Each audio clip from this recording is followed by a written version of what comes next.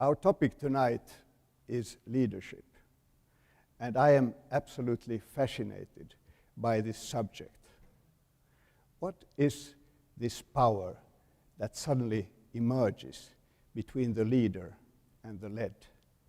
And what is it that makes these people want to follow that leader? And why is it that we so often find ourselves in situations where leadership is rather repelling us than attracting us? These are important questions because we all long for good leadership. There is one point I would like to make.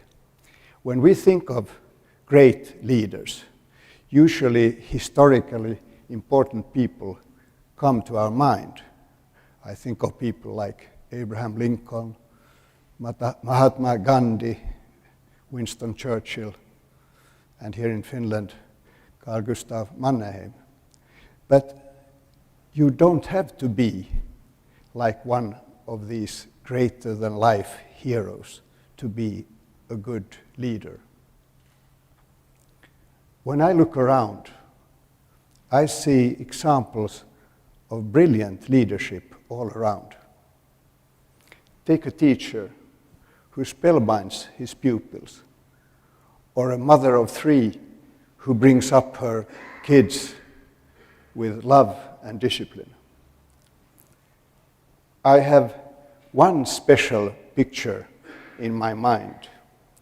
That is my 12-year-old grandchild, Matilda, who one hot summer weekend leads her 4 younger cousins in harmonious play.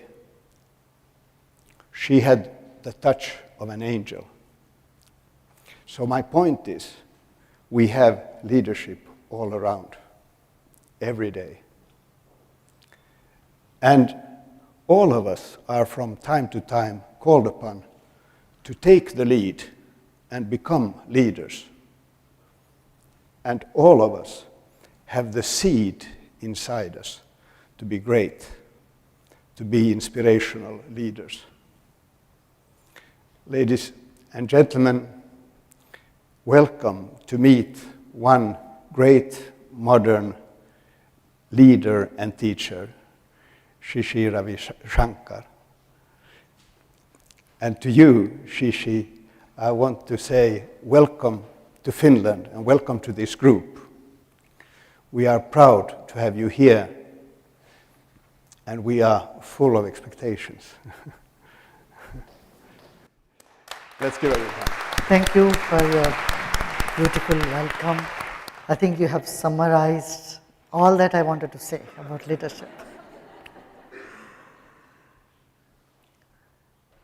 And wonderful, nice to be with you all in Finland today. Now this evening, we'll discuss something dear to all our hearts. You know, to discuss something very close to us, we need to be in an informal atmosphere, at home, you know.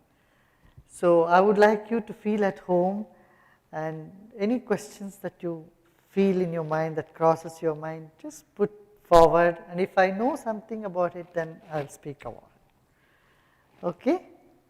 Is that all right? Now, leadership. As just you heard, a 12-year-old girl is a leader. I would say every child is a good leader. Because in fact, the boss of the house is a baby. You know, everyone listens to the baby.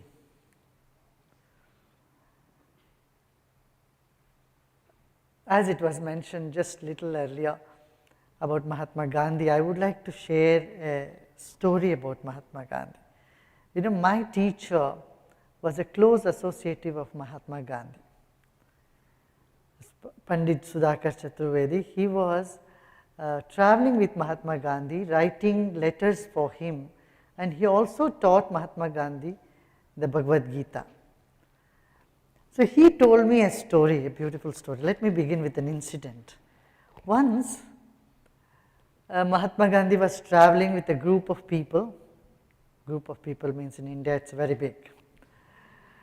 So he was traveling in the train. So the train was moving in the hill, and suddenly the engine got itself detached from the coaches. All the coaches, they started sliding backward. It took a little while for people to understand that the train is going back and it's gaining momentum because of the gradient. So there was chaos, everybody was screaming and praying, and they don't know, you can't jump out of the train because it's on the, if the train falls down, you can't even get the bones, it's so deep, thousands of meters high in the Himalayas. So there was panic everywhere. When there was panic, Mahatma Gandhi was saying to his, my teacher, take down the notes. He was dictating, take down the dictation, come on, read me the other letter, let me give the answers. So Mahatma Gandhi didn't know the South Indian languages, so my teacher was an exponent of South Indian language. So he used to take the dictation and translate. Those days phones were not very common, were very rare, and if you want to make a phone call, you have to sit and wait for 3-4 hours. By the time you could have gone to that place and come back. So that thanks to Nokia today, every village has cell phone in India. So Mahatma Gandhi started dictating letters. My teacher said, Bapu, do you know what is happening? Are you aware of the situation? There is no guarantee we will be alive in half an hour or 10 minutes, only matter of seconds and minutes, any time the train can fall. Because there is no engine, there is nobody, no driver. Mahatma Gandhi said, suppose we are saved, you would have wasted all this time in anxiety. So let us write whatever happens, happens. Let us not waste any moment in our work. That was the lesson that he gave. Even in those moments of utter danger to life, a person like Mahatma Gandhi was bent upon doing his job moment to moment, caring for people, serving for people. I was very much inspired by these type of stories. We grow up thinking, learning this. Today, what we find as leaders or heroes in classrooms, in schools and colleges, unfortunately are those who want to be very aggressive. Aggression got itself linked to pride. This is unfortunate. Don't you think so? Compassion and equanimity, love and caring need to be attached with pride. And this is what was happening when we were growing up. When I was in school or college, if somebody loses the temper and shouts, people would say something wrong with this person, he has to calm down. Because calm and pleasant state of mind was considered to be the quality of a leader. A leader, one who can take on the stress of others and give back smile to them, was considered the quality of leadership. We have heard many stories of Lord Buddha. The calmness was unshakable, was solid. Same with Bapu, Mahatma Gandhi. A very, very well-founded mental state where nobody can shake and remove the equanimity. You would find maybe in your business and companies, those managers who just were not emotionally going up and down, but are dealing with an equanimous mind, can take challenges and handle them better. Those who are not impulsive, their perception is better, their expression is better, and their observation is better. This is what I would expect of a leadership which has better perception, observation, and a beautiful expression. What do you say?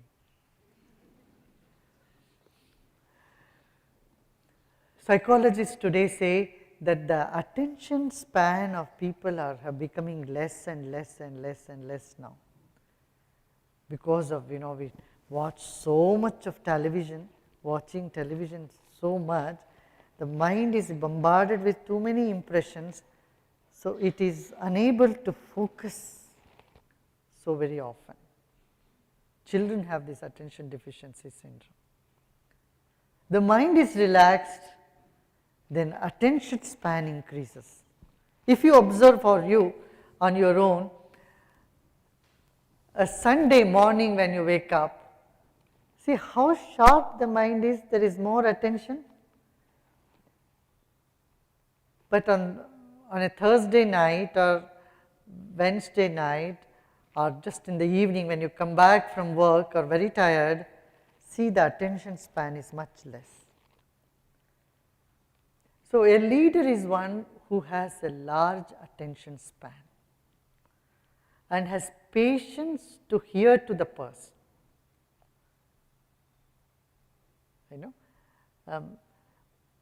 And also put himself in the shoe of the other person and see the point of view from the other side as well. I would call this as a multi-dimensional understanding of a situation, event, or a person, personality. See an event or instance from this angle, this angle, this angle, this angle, then you get a holistic picture.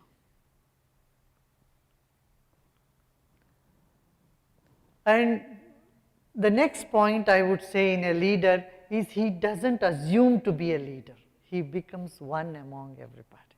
He doesn't think he is somebody great, he is somebody better than everybody else. No, he thinks part of everybody. A sense of belongingness with everyone makes one a better leader than someone thinks, I am different, you are different. I know better than you. Those type of attitude cannot bring up good leadership. What do you say? You agree with me? Same happens in any setup, in any business setup. Say suppose you go to your factory, your office, your business, there is a clerk who is working day and night for you. If you take just 1 or 2 moments to personally wish them, interact them, or deal with them, that human relationship, developing that human relationship with people as being one among them is another quality, I would say, of a leader which is very necessary.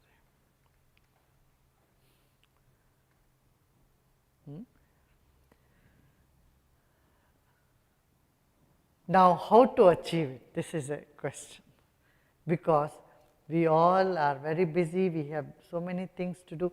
Now, how do we achieve this leadership, or how do we bring this in our environment setup? For this, I would say we have to expand our consciousness, our mind, through relaxation. Relaxation is absolutely essential. Celebration, relaxation, sense of belongingness, and updating ourselves time to time with different skills is another area, avenue, that we should never stop doing. So I would say that everyone is a perpetual student all their life. This is another quality of a leadership.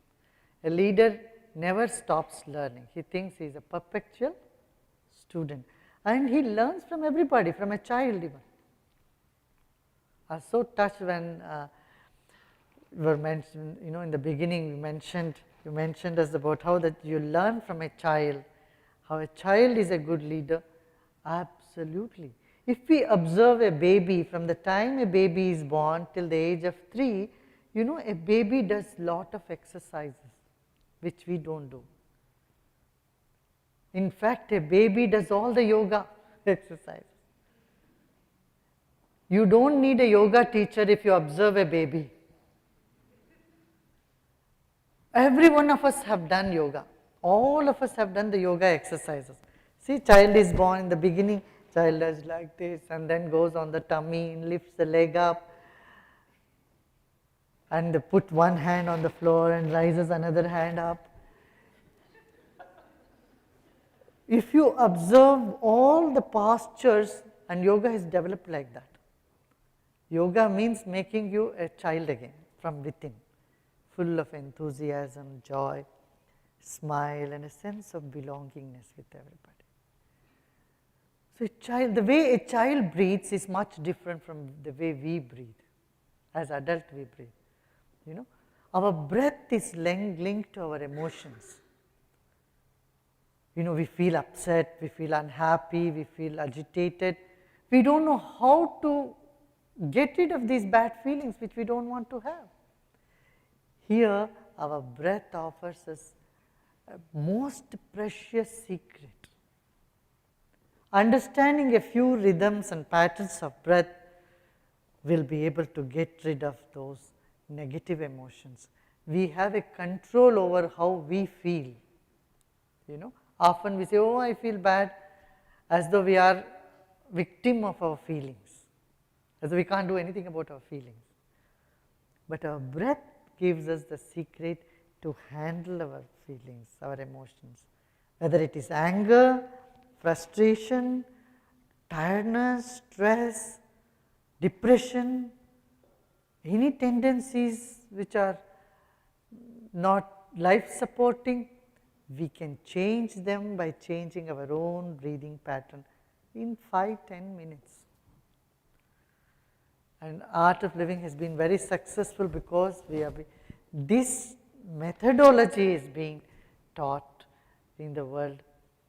You know, today 27% of Europe is reeling under depression. I was invited a couple of years back by the Psychologist Congress of Europe, and they told me, I addressed them. There was a meeting in Greece. What was it? It was Greece, no? In Greece, in Athens. They said, you know, 27% of Europe is under depression. They say in the coming 8 years, it can go up to 48. And they said, Guruji, you know, we can't feed the entire population Prozac. And it doesn't work for too long. It works for some time, and then again, you take even 10 pills, it doesn't work. You get immune to it. So we have to find alternative ways.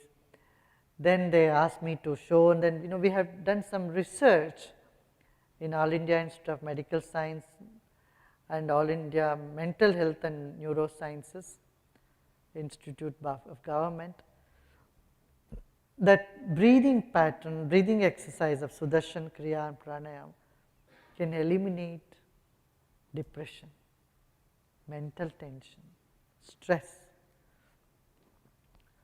and it is working very well. I know by experience millions of people have enjoyed it, experienced it, but science has also authenticated it by systematic research.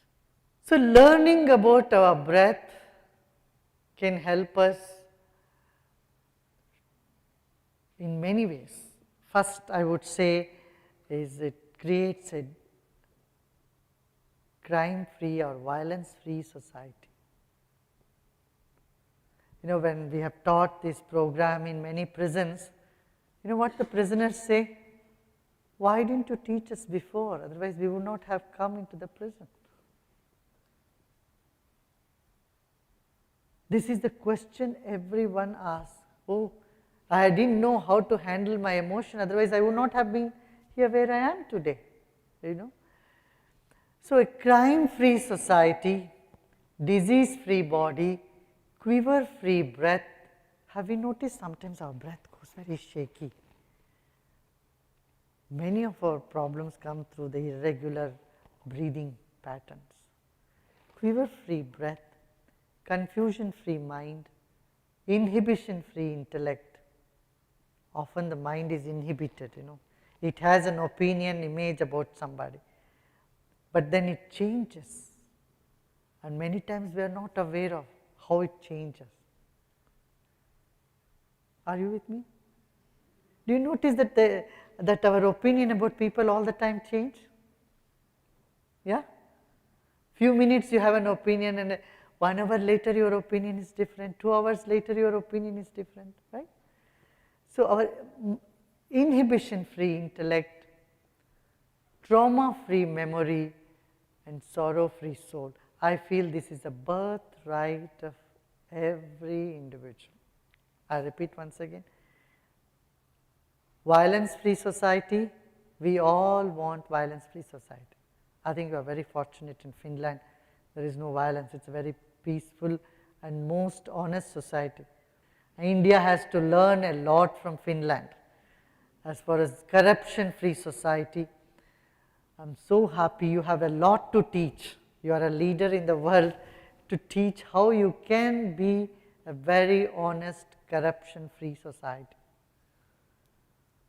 Crime-free society, the world needs that. There is so much violence, street violence, not too far away from here. Right down in Paris, you see how much violence has happened. So these people who are engaging themselves in violence need a help. And I would say inside every culprit there is a victim crying for help. If you heal that person, teach them how they can manage their anger and aggression, they will talk better, they will understand things better, they will be dynamic, much more dynamic. So, violence-free society, disease-free body. When we do some breathing exercises, the Sudarshan Kriya and all, our immune cells in the system multiplies 3 times more. This is again scientific research what I am speaking about. Our immune cells are so high, become so high that you don't get prone to disease too soon, too quickly. T cells increases. So, disease-free body, quiver-free breath, confusion-free mind, inhibition-free intellect, trauma-free memory, and sorrow-free soul. This is my definition of a healthy man and a healthy person in a healthy society. And we all have to join together and see how we can bring this, how we can dream about such a society which is free from violence. See, today our society is clogged with so much of violence, terrorism and all that. This is because we have not globalized wisdom. I would say we need to globalize wisdom, isn't it? When a child grows up thinking only I go to heaven, everybody else go to hell, then the child is going to create problem for everybody. And that's what is happening, Every child, I feel that if every child has been educated in a broad spectrum of education, he cannot become a terrorist. He or she cannot grow into a narrow-minded fanatic or fundamentalist. So we need to basically put that in the education system. Consider everybody as part of your family. They may be different religion, different race, different culture, nationality, so what? They are all part of you, part of your own family. That broad vision has to be promoted in the world. I feel this is lacking in our education system, isn't it so? Multicultural, multi-ethnic, tolerant and a progressive attitude in education. For example, you see in your generation when you studied, what were the values and what are the values that are there today? you find there is a big difference, right? That sense of respecting each other, honoring each other, working with each other is what is needed today the most. Otherwise, even if a small part of the globe is left in darkness, the world cannot be a safe place, because we live in a global village. Isn't that so? Huh? I usually give an example. You know, we accept food from every part of the world, right? We eat Danish cookies, Chinese food. How many of you eat Chinese food, like Chinese food here? See, and Italian pizza, pasta, Indian food. So we have globalized food. We have globalized technology. We have globalized clothing and music too. People listen all sorts of music everywhere, you know. In the same way, we have to globalize wisdom also. I felt there is a strong need for this. You know, just by eating Chinese food, we don't become Chinese. In the same way, if someone does yoga, they don't become Indian, you know, or meditation. So all this knowledge which is available in the world belongs to everybody, to the whole world, because mankind has to be viewed as one global society. Don't you think so? What do you say? Huh? When this sense is lacking, then there is war, there is tension, there is stress, and there is all sorts of distension. Now, coming back to the leadership point, there are two things. One is motivation and the other is inspiration. You have employees in your companies, in your business. So you give them a raise, you motivate them, give them an increment. What do you say, bonus or increment? We call it increment in India. Huh? Incentive. Every year you raise the little bit more, incentive or increment. You know, the effect of it is short-lived. Okay, you give them something more and they work well for a few days, few months maybe. But then they go back to the same lethargic attitude. I don't know whether that exists here. It does exist in the third world countries. But you know, even in Spain and Portuguese and all, there is a tendency, mañana.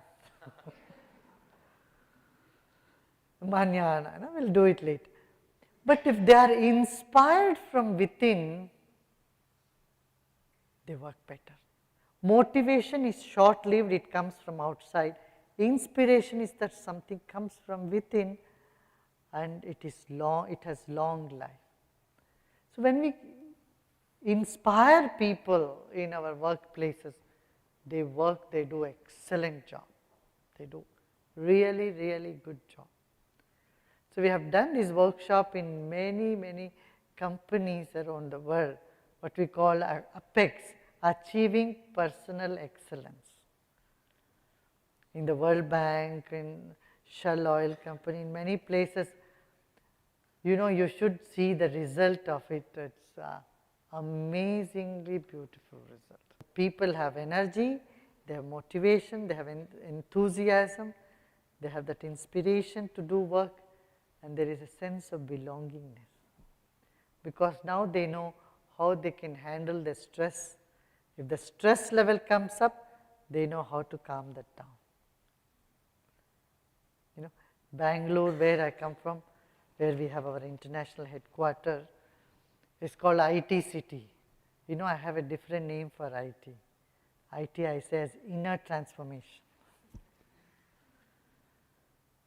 So inner motivation, inner transformation. And that happens to people. No?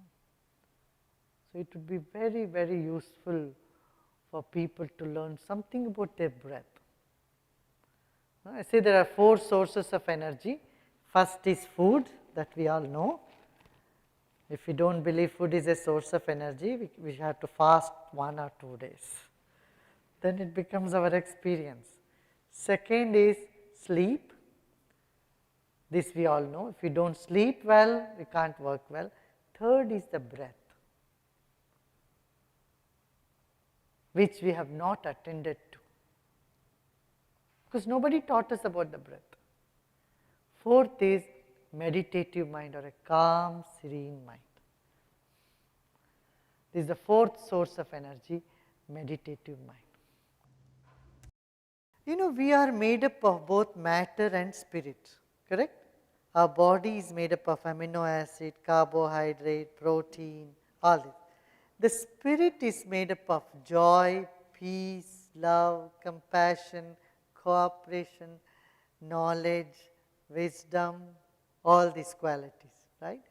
Anything which enhances these spiritual quality means compassion, love, friendliness, brilliance, intelligence, knowledge, logic, music. I would call it all spiritual. Anything that takes you from violence to non-violence, from darkness to joy, from a narrow-mindedness to a broad-mindedness, I would call spiritual. Yeah? So anything that uplifts the spirit. There are certain qualities which dampens the spirit, make you inertia. That is not spiritual. For example, drugs, drug abuse, violence, and alcoholism. All these things dulls the spirit. There is no life in them. But anything that uplifts the life, spirit, is compassion, service, joy. If you just sit and think all the time, what about me, what about me, what about me, you'll get depressed. In fact, this is a technique to get depressed. But if we care for others, that is spiritual. Take care of the environment, take care of the world, take care of children, take care of whatever capacity we have. That is all part of spirituality. Service is part of spirituality. Meditation, because in meditation you start releasing the stress and you start the source of love. You love yourself and you love everybody. So meditation is a basis of spirituality. So I said every leader can take a few minutes and relax, meditate, and do service in which he doesn't think, what do I get from doing the service? No? Not wanting to get something, but wanting to give, share, and be part of others.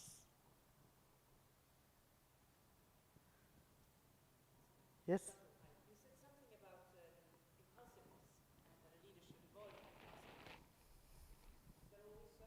Is that Yes. Yes. You know, if you are impulsive, you put off people very fast. If you have a control over yourself, you won't take hasty decision, you don't react impulsively. You listen to both sides of the story and take decision when the mind is quite calm.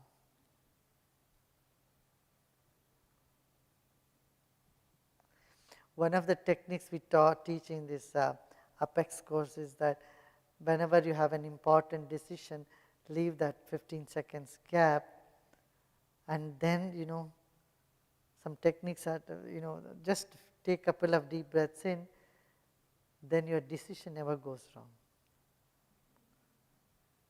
Most of the time. There may be exceptions.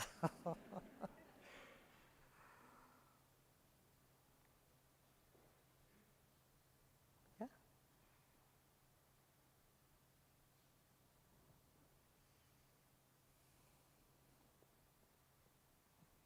Hello, I am Maria Björnberg. I'm a political decision maker here in Helsinki. Our school system is very good, but the children are not feeling very well.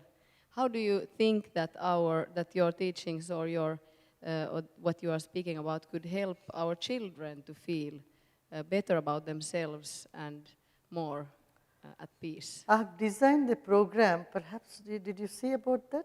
I call it the Art Excellence, all-round training in excellence.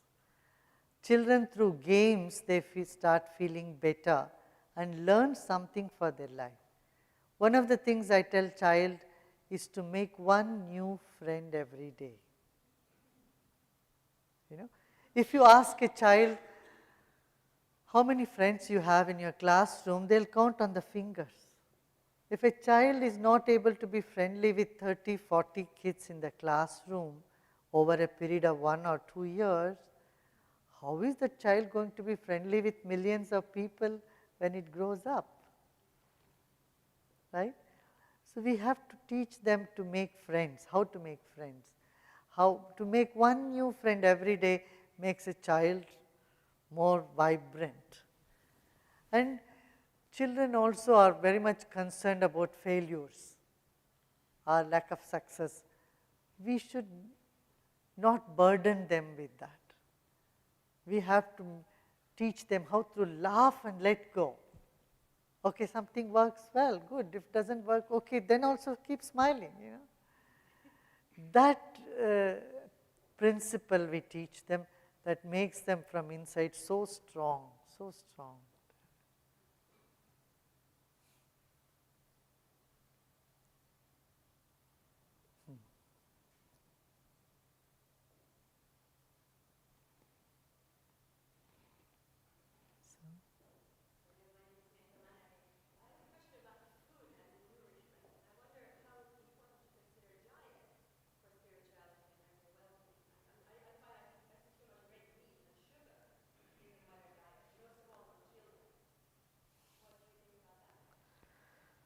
Yes, of course, food has a part to play, but it's not a precondition. You know, even without that, whatever is your food habit, you can start meditating, you can breathe, you can do all the spiritual practices. They are complement each other, there's vice versa. So then automatically you will feel, you know, the craving for particular type of food is going down. If your body gets adjusting itself to, you know, its natural requirements. My name is Titta Brunner. I would love to believe in a non-violent society, and you mentioned that you have been teaching in prisons. How lasting are the results you gain in prisons? You know, when the prisoners, when the inmates leave the place, what happens? Do they go back to their old habits, or? Yeah, largely what we have seen is when they have learnt in the prison and over the period of time, the prisoners, the prison officials have reported to us that they are totally different people. There is a big change in their behavior, in their attitude, in the way they want to look at life. Now, for this reason, many times the police officers bring those prisoners who are outside, who are not yet in the prison, but who are the what we call in India as rowdy sheeters, because antisocial elements. They bring them for a week to undergo the training. Get rehabilitated very well because they go and do medical camps, they go cleaning campaign, they do all the service activity. But we don't know 100% whether everybody is on that line or not. Maybe some people whom we don't know, we haven't kept track of them when they are out of the prison, because now we have about 200,000 people who have done it. So, but most of them, 99%, what we know is that they have maintained their change. Yeah, maintained their change. I want to share one Al-Qaeda man who was in the Bombay prison. He was given the task of bombing Westminster Bay and Heathrow Airport.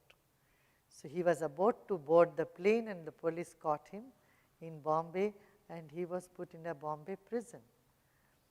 And when the course happened in Bombay, after that he wrote a letter. It is a very heartwarming letter. He said, All these days I thought when I kill people I'll go to heaven, but now I find that heaven is here when we love people. This is his very words. In this 6-day of course in the prison, I learned a big difference. I learned now it's in loving people, the heaven is right here. I don't need to go to heaven and first kill people and go and find enjoyment somewhere else. You know, and then when he was, that same prisoner did the advanced Part 2 course also in Bombay prison. And his letter, he confessed. Before that they were denying. Later on he confessed, yes, I went to Australia, took this much money, and then I went to Pakistan, took training, and then I was about to do this job.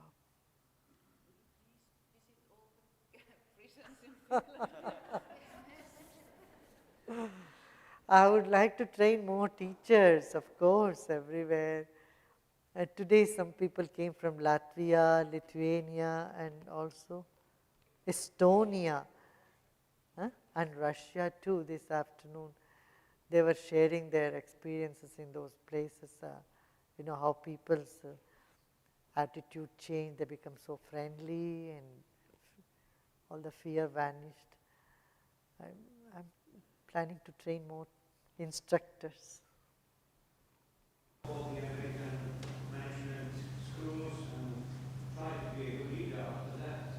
Then the next step, which is called about in this pamphlet here, is empowerment, the sustainable development solutions, and just as well dialogue, which are much more of a thing you have to meet in your work, in the workplace.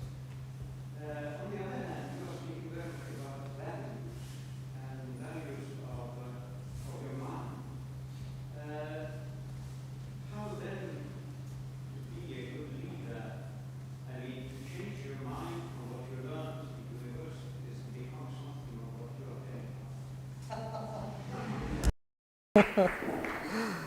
That's a very challenging question, and a beautiful question too. You know, many business schools come and study our model. Our model has become a place of study in Harvard School, and many business schools, they come to India and they study how this art of living has spread all over with so many places and so many people getting benefit. Itself is a success story. We too have a business school that runs in Goa.